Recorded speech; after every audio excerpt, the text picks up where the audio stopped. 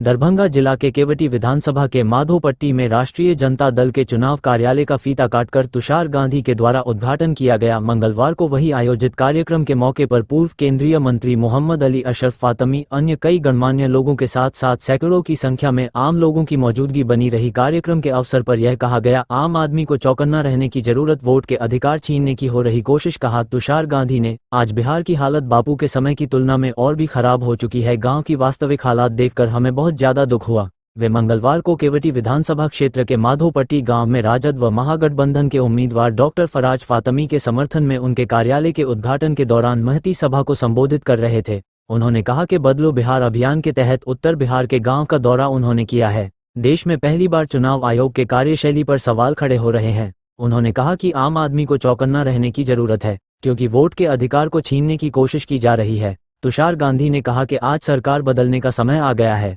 सरकार बदलने तक में ही नहीं बल्कि सरकार बनने के बाद भी लोगों को जागरूक रहना होगा। इस मौके पर पूर्व केंद्रीय मंत्री मोहम्मद अली अशरफ फातमी ने कहा कि गुजरात मॉडल का ढिंढोरा पीटने वाले लोगों को गुजरात के ही गांधी के पौत्र तुषार गांधी आईना दिखाने के लिए बिहार आए हुए हैं। उन्होंने कहा कि बिहार के लोगों ने मन बना लिया है, सरकार बदलना इस बार तय है और तेजस्वी यादव को बिहार के लोग अपना नेता, अपना मुख्यमंत्री बनाने का मन बना लिया है। इस मौके पर उत्तर प्रदेश के पूर्व विधायक डॉक्टर सुनीलम, कर्नाटक के विधायक BR पाटिल, किसान नेता शाहिद कमाल व अन्य लोगों ने भी लोगों से मौजूदा सरकार को बदलने की अपील किया। प्रवीण पिल्लई, उमेश शर्मा, शेरिन केरल, शमशाद जमनाद केरल, निसार अहमद मध्य प्रदेश। कार्यक्रम के अवसर पर अन्य कई लोग मौजूद रहे। दरभंगा के लिए, केवटी के लिए और माधोपट्टी के लिए बड़े गर्व की बात है कि आज एक छोटे से ऑफिस का उद्घाटन करने के लिए आज हमारे बीच में बड़े बड़े लोग पूरे देश से जमा हैं और ख़ास तौर से महात्मा गांधी के पौत्र जनाब तुषार गांधी जी ने आज इस ऑफिस का उद्घाटन किया। ये हम लोगों के लिए बड़े फख्र की बात है, जिन्होंने हमें आज़ादी दिलाई, जिन्होंने हमें नई जिंदगी दी और आज़ाद भारत में हम लोगों को सांस लेने के लिए मौका दिया।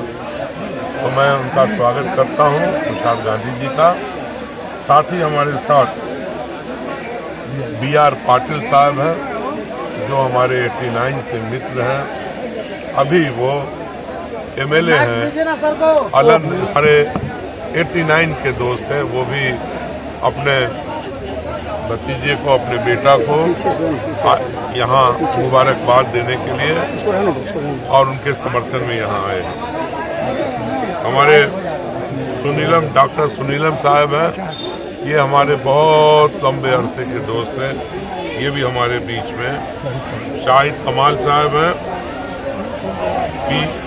पीटर साहब हैं और उमेश हैं, किसान नेता हैं। ये निसार भाई भी ये किसान नेता जो हमारे बीच में यहाँ मौजूद है। और आप सभी मीडिया भाइयों का भी मैं बहुत बहुत स्वागत करता हूँ।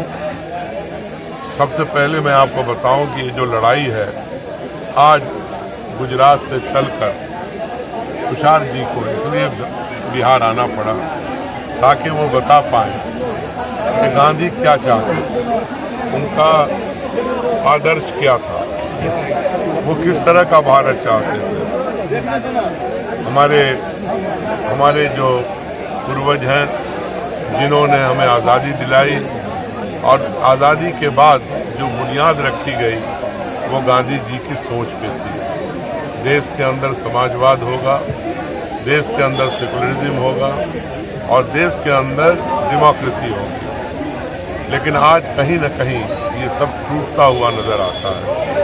आज दलित, पिछड़े, अति पिछड़े, अल्पसंख्यक के लोग बिल्कुल ठगा हुआ महसूस करते हैं। उनके लिए हिंदुस्तान में कुछ भी नहीं हो रहा। साथ ही हिंदुस्तान में गंगा जमनी तहजीब, जिसके लिए हम जाने जाते थे पूरे दुनिया में, तार तार हो रहा है। कभी लव जिहाद, कभी मॉब लिंचिंग, कभी मंदिर मस्जिद, कभी कब्रिस्तान, कभी आजकल वक्फ, 100 तरह की चीज़ों से देश के माहौल को गंदा किया जा रहा है। तो ये जो सपना था गांधी का वो टूट रहा है। तो तुषार जी आज उसी की वजह से हैं ताकि हम फिर से देश को जोड़ सकें। जहाँ तक प्रजातंत्र का सवाल है, आप देखते ही होंगे विपक्ष के नेताओं के ऊपर किस तरह का जुल्म और ज्यादती हो रहा है। चुन चुन करके विपक्ष पर कभी सीबीआई, कभी इनकम टैक्स, मुख्तलिफ किस्म की जितनी भी एजेंसियां हैं, यहाँ तक के आप इलेक्शन कमीशन को भी इस काम में लगा दिया गया। तो प्रजातंत्र भी कहीं खतरे में है। इसलिए मैं आपके जरिया पूरे बिहार की जनता से और यहाँ दरभंगा के लोगों से अपील करेंगे कि आने वाले चुनाव जो दरभंगा में 6 तारीख को होने वाला है, खुल करके इन तीनों मूल्यों को बचाने के लिए, गांधी के मूल्यों को बचाने के लिए आप अपना एक एक कीमती वोट इंडिया गठबंधन के उम्मीदवारों को दें। और केवटी के अंदर डॉक्टर पराग पासवान उम्मीदवार हैं जिनको भारी बहुमत से जिताएं। ये पहले भी एमएलए रहे हैं और किसी भी इलाके में, किसी पंचायत, किसी वार्ड में अगर काम की ज़रूरत पड़ती थी तो वो मौजूद रहते थे। और इस इलाके को ऐसे ही लीडर की जरूरत है। प्राथमिकताएं कौन सी होंगी आपकी किसी? केवटी के लिए तो प्राथमिकता हमारे जो उम्मीदवार हैं वो तय करेंगे। प्राथमिकता नंबर 1, जहां से फराद ने काम छोड़ा था, आगे कुछ नहीं हुआ केवटी के अंदर, तो प्राथमिकता रहेगी उन सड़कों को छूने का, उन नालों को छूने का, उन घाटों को छूने का। कहीं ज़रूरत है सामुदायिक भवन की, उसको पूरा करना है। बहुत जगह पर जो हमारा हेल्थ सेंटर्स है उसकी कमी है, या है भी तो ठीक से चल नहीं पा रही है। फराद ने पिछले दिनों पुलिस गेट का निर्माण कराया, मेरे ख्याल से 3 या 4, तो और जगह भी कहीं भी पुलिस गेट की ज़रूरत होगी, उसको भी वो बनाएंगे। शिक्षा, स्वास्थ्य, सड़क, बिजली, इसका पूरा ध्यान रखा जाएगा। और केवटी के अंदर किसी तरह का भी कोई कमी नहीं रहे। जो बचे हुए काम है जो फराद ने पूरा किया था।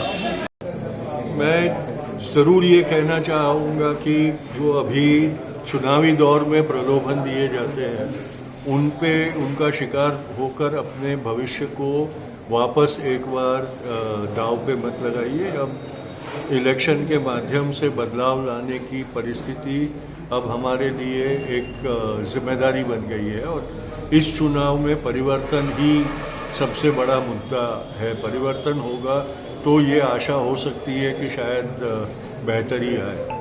आपको क्या लग रहा है कि परिवर्तन होगा जिस तरीके से यहाँ कांग्रेस? देखिए, लोकशाही है। लोकशाही में अगर लोगों की इच्छा से फर्क नहीं पड़ता है तो फिर लोकशाही बेमायने हो जाती है।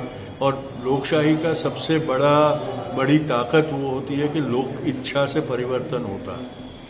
तो इससे आने वाले समय में क्या आज़ादी पर भी खतरा पड़ेगा देश पर? बिल्कुल पड़ रहा है। जिस तरीके से एक हुकुमशाही की तरफ हमारे मुल्क को ले जाया जा रहा है, जिस तरह से बाबा साहेब आम्बेडकर के संविधान को कुचलने की कोशिशें हमको हर रोज़ दिखती है, उसका एक ही निष्कर्ष ये है कि इस संविधान को हटाकर मनुवादी मनुस्मृति को लादकर उस प्रकार की व्यवस्था, सामाजिक व्यवस्था और राजकीय व्यवस्था लादने की एक बहुत बड़ी साजिश हमारे मुल्क में चल रही है। तो इससे निकला कैसे जा सकता है? इसमें 2 माध्यम है। एक वोट क्रांति से निकल सकते हैं हम लोग और दूसरा जन क्रांति से, और ये दोनों का वक्त अब आ गया है। हमें वोट से क्रांति भी करनी पड़ेगी और उसके बाद सड़कों पे क्रांति भी करनी पड़ेगी। तो वोट चोरी की इतनी बात आ रही है तो वोट क्रांति तो इसीलिए वोट क्रांति बहुत ज़रूरी हो जाती है कि जहाँ चोरी का इरादा हो वहाँ हम सिर्फ और सिर्फ सतर्कता से, जागरूकता से ही उसका मुकाबला कर सकें। चुनाव का मुद्दा क्या कुछ होगा? पलायन है, शिक्षा का अभाव है और विकास का फल लोगों को समान तरीके से मिल नहीं रहा, वो मेन मुद्दे हैं। बाकी छोटे छोटे मुद्दे भी हैं। मुसलमानों में एक चिंता और असंतोष है। वक़्फ़ का बिल जिस तरह से लादा गया है और उसके ऊपर जो बीजेपी के मित्र संगठन है, पार्टियां हैं, उनकी चुप्पी से जो निराशा लग रही है, वो असंतोष है। मुसलमानों को जिस तरह से उनका अपमान किया जाता है, उनको तरह तरह की तोहमतें लगाई जाती है बीजेपी और आरएसएस की तरफ से, उससे भी एक असंतोष है। और मुसलमान प्रजा में जिनको एक दुय्यम नागरिक का दर्जा देने की मुहिम बहुत कामयाब होती हुई दिखाई दे रही है, और वो फितरत अब सिर्फ आरएसएस बीजेपी में नहीं पर उनके मित्र पक्षों में भी स्पष्ट तरीके से दिखाई देने लगी है, उसका असंतोष भी है। तो ये सारे मुद्दे हैं। दलितों में एक बहुत बड़ा असंतोष है, क्योंकि पिछले दिनों में जिस प्रकार से दलितों के ऊपर अत्याचार के जो बिहार में यात्रा निकाला बड़े पैमाने पे, लोगों का सपोर्ट भी उतना ही अच्छा मिला। मुद्दा ये है कि वोट चोरी का पहला हम कभी नहीं सुने थे और कभी हम कोई किए ऐसा हम सुने भी नहीं थे, लेकिन इस बार मोदी जी ने जनता के उस पर उनके ऊपर विश्वास नहीं रहेगा, जनता खिलाफ में जा रहे, इसलिए उन्होंने नया तरीका अपनाया वोट चोरी करके सत्ता को हाथ में लेने का। ये जिन्ना मिसाल मेरे क्षेत्र में हुआ है। मेरा क्षेत्र में चुनाव से पहले जो फार्म नंबर 7 होता है डिलीशन के लिए, उसको भेजा गया। कम से कम 600 लोगों का नाम पे फर्जी मैसेज भेजा गया। तो हमको जैसा ही पता चला तो हम कंप्लेंट किए। तो इसको हमारे कंप्लेंट के ऊपर रिटर्निंग ऑफिसर, वो इलेक्शन कमीशन के अंडर में काम करते हैं, उन्होंने वेरीफाई कर लिया, उसमें फर्जी निकला। तुरंत उन्होंने पुलिस को कंप्लेंट दिया, एफआईआर हो गया, उसका इंक्वायरी चल रहा है। लेकिन इस इंक्वायरी में भारत सरकार की चुनाव आयोग है, एक जवाब भी नहीं दिया। सीआईडी कर्नाटका 18 बार लेटर लिखे, उसके बावजूद भी उसका जवाब नहीं दिया। तो आखिर में हमारी सरकार ने राहुल गांधी कहने से एसआईटी बैठा दिया। एसआईटी का इंक्वायरी हो रहा है और लैपटॉप मिल गया, फोन नंबर मिल गया, और लोग बाहर के नंबर है, झारखंड का है, कहीं बिहार का है, कहीं यूपी का है, तमिलनाडु का है।